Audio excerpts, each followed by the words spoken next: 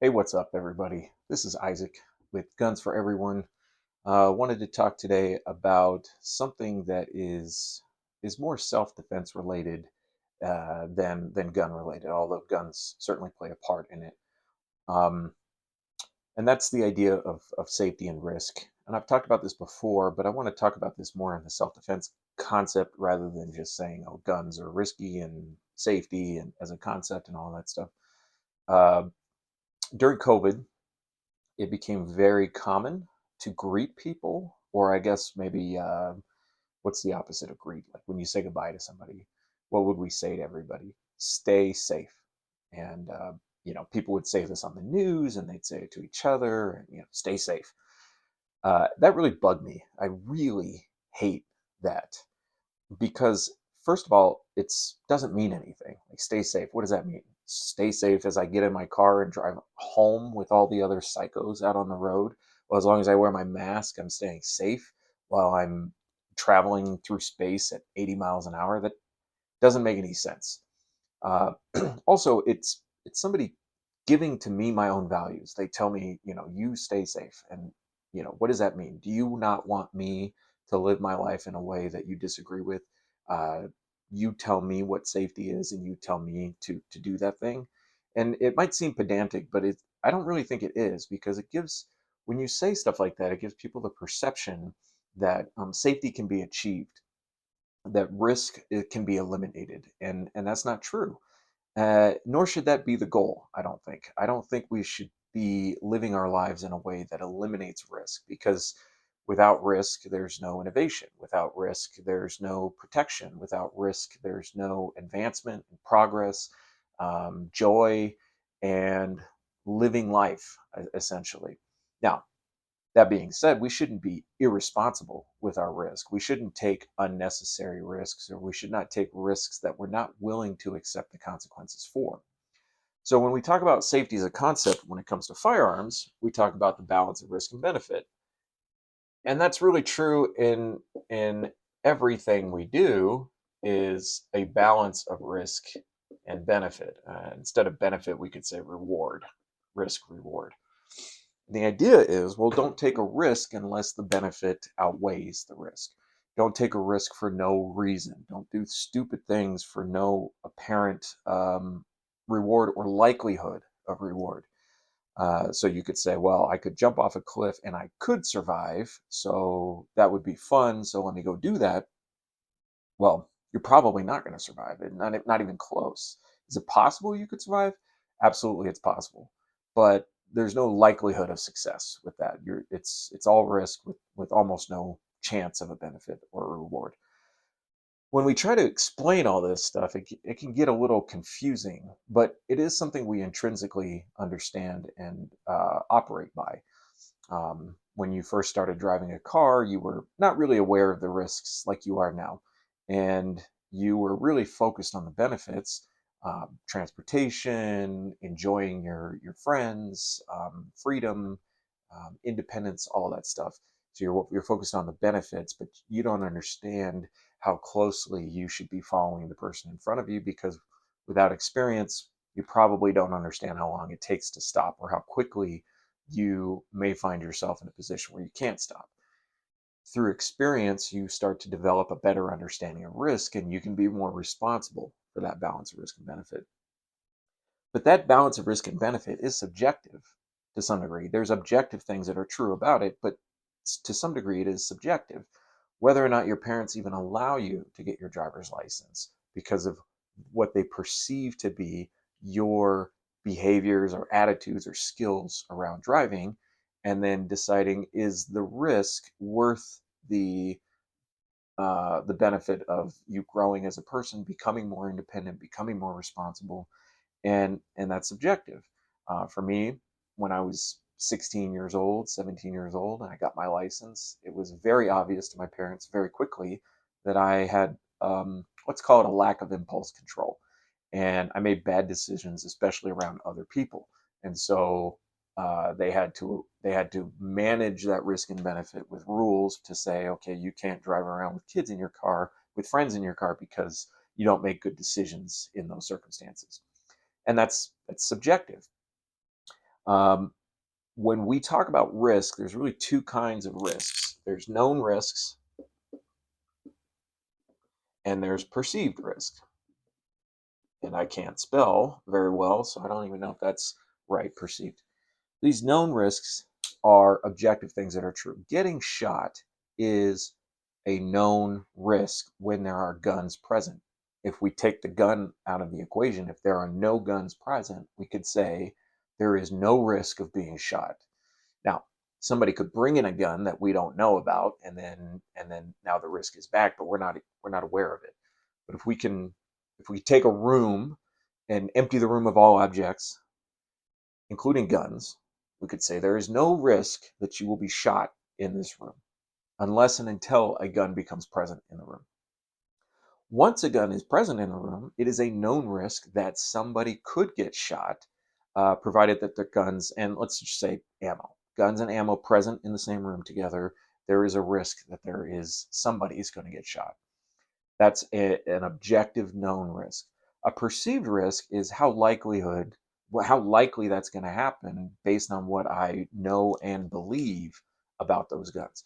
So if you don't know anything about guns and you see a gun on the table, you might perceive that there's an immediate risk when actually there's not an immediate risk. Until that gun is touched, that gun is not going to just go off by itself. And if you don't know anything about guns, you may not know that. So you perceive danger where there really isn't significant danger, or there isn't enough danger there for you to really worry about it. But once the gun is being handled, it's being picked up and touched, the risk does go up. And you might perceive that the risk is going, but it is actually going up as well. This known and perceived risk is also subjective. So there are objective things that are true, but based on me and my understanding and my experience, my knowledge, uh, I may perceive risks or I may perceive things that are not risky, and I may or may not be true.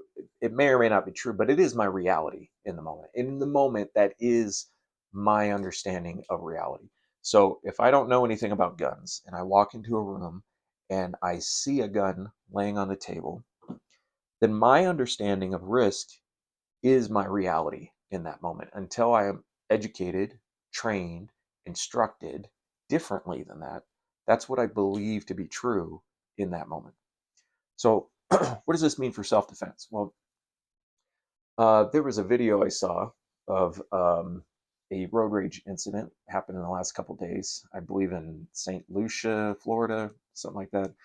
And there was a couple in their car, pickup truck, and another car was driving erratically and aggressively.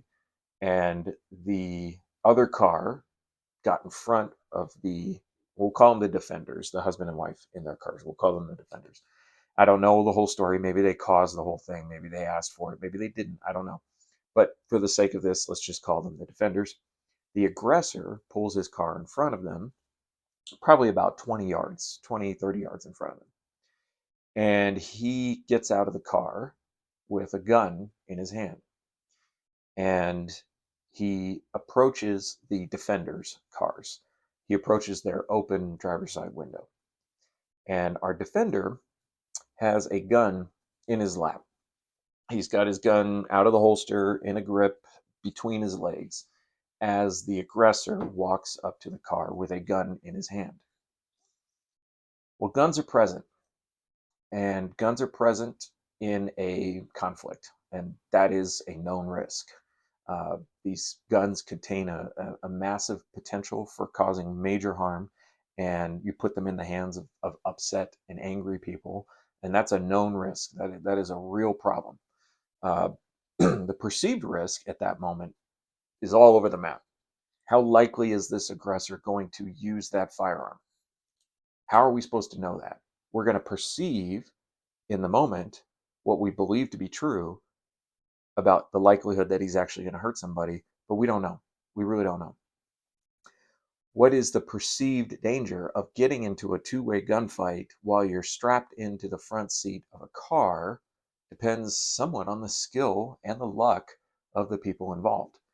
Uh, so, in the moment, where the aggressor has exited his vehicle, and the video's out there and you can find it. I'm not real good on the technical side. If I was, I would have the video right in front of you while I'm talking.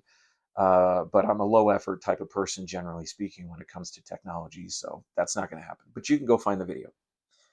You'll notice as the aggressor gets out of the car, he doesn't run between the car and the defender.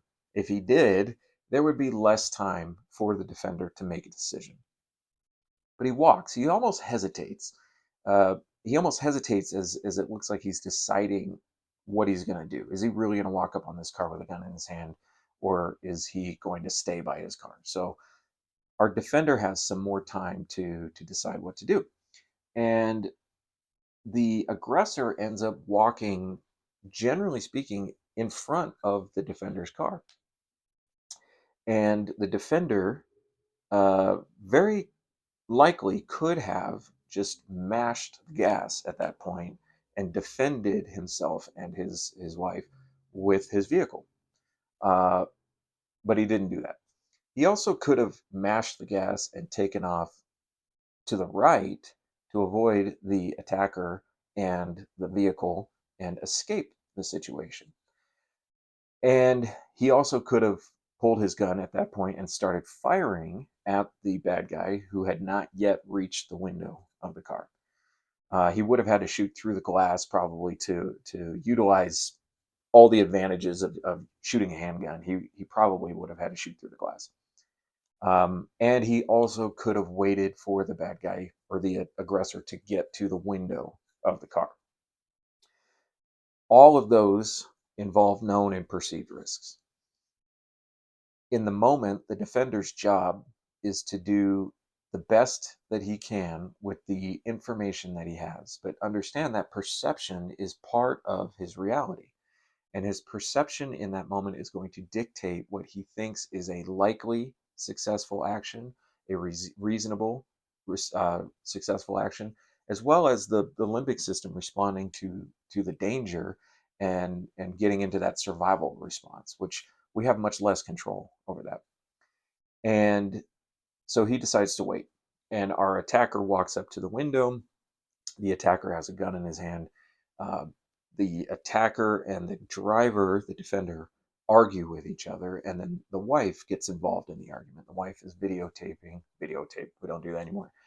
Is videoing with her phone or recording with her phone, and words are exchanged, and eventually our attacker walks back to his car, gets in, and drives away. Well, what should our defender have done in that situation? Well, let's start with the outcome. He survived. He survived without any physical harm to himself or to his loved one. So on that level, we can say it was a success. He did what he believed he needed to do or should have done in that moment, and it led to him not dying and his wife not dying. Uh, now, was that the best way for him to handle it? You know what? We don't get to say to a certainty that that's the best way to handle it because we were not privy to his perceived risk understanding in that moment, his perceived balance of risk and benefit. We could talk about likelihood, we can talk about probability, and we can talk about danger as far as letting somebody approach your car with a gun in your hand. But the truth is, in the subjective reality in that moment, he was right. Now, could it have gone the other way? Absolutely. Could it have become much more difficult? Absolutely. Could it have gotten to a point where our defender ends up losing his life because of his decision? Absolutely. But our defender is balancing not just what's going on in the moment, but what's going on in the moment according to his own experiences and his own understanding of what's worth it to fight over and what's not worth it to fight over. And this is where I think a lot of people miss the point of self-defense. I think a lot of people look at the things that we think that you should do in these situations, not understanding that our own perception of risk is unique to us. Our own balance of risk and benefit is unique to us. What do you value in that moment? Do you value your life? Well, yeah. Do you value your life over anybody else's life? Well, yeah, definitely more than the bad guy. Well, what about your spouse? Do you value your life over your spouse's life? A lot of people would say no. I would give up my life to protect my spouse. Okay, well, if we're talking about self-defense and survival, like if we say your job is to survive, well, how does that line up with your value system of saying that your spouse is more important than you are?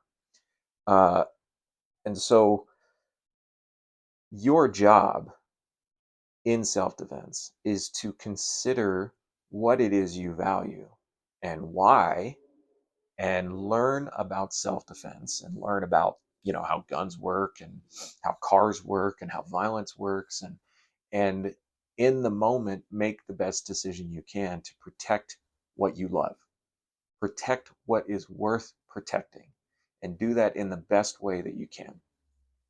So this is why we stress in our concealed carry classes that your decision to defend is extremely specific to the circumstances you're in, and that includes you and your value system, your known and perceived risks within that conflict, and your best attempt to balance risk and benefit subjectively and objectively within that moment. Um, it doesn't take very long to find self-defense cases where somebody put their own life in a situation where they lost their life to protect people. John Hurley in Arvada in 2001, I believe it was June 21st, 2000, not 2001, I'm sorry, 2021, I believe it was. John Hurley in Arvada, Colorado, stopped a mass shooter, and he ended up getting shot and killed by the police.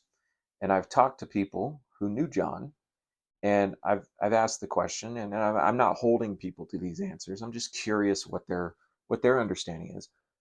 The question I've asked several people who knew him was, if John knew what the outcome was going to be, if John knew that he was going to die trying to stop this mass shooter, do you think he still would have made that choice? And every single one of these people said yes, that John was that type of guy. That's John. That's not me. That's not you. That's John. That's John's value system and his decision to take on these known and perceived risks to protect what he loved. Uh, that doesn't make it true, by the way. There's no way to know if it was true. If we bring John back from the dead and ask him, like, how are we going to know? But if we see every single person who knew him give the same answer, then maybe we can say with some confidence that it's at least reasonable to think that that was true about John. Uh, Dying is not safety. When somebody says stay safe and you go out there and you die, like that doesn't line up. That doesn't match. Uh, Protect, understand risk, make reasonable decisions based on your value of risk and benefit.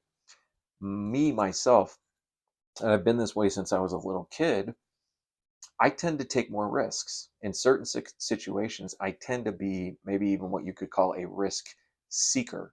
I don't know why that's true. I don't really have a problem with it.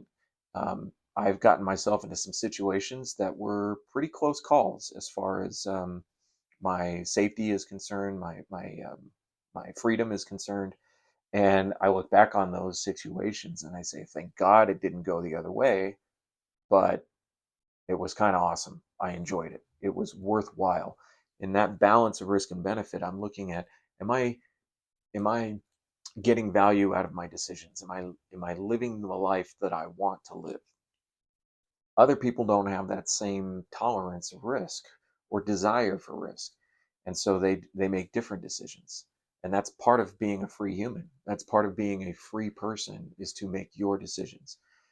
Now, the problem lies when you take risky decisions that affect other people without their permission or without their consent or without their knowledge. And in that case, that's not right. If you're putting other people in danger because you want to live your life the way you want to live it, that's not right. Uh, but there is no perfect system for evaluating this. We take the principle of understanding risk and benefit and balancing those things. We do our job to educate to train, to understand, to develop experience, and all of that stuff so we can make better risk and benefit decisions. But ultimately, there is no perfect system that we can do this in. You do the best you can. And in self defense, you do the best you can to protect what you love. I like that phrase, protect what you love. First saw Rob Pincus develop that into a t shirt about 6, 7 years ago. And it's really stuck with me. Protect what you love, protect what you care about. Now, you need to know the risks. And if you don't know the risks, then you can't do a good job. So your job as a defender is to learn about this stuff.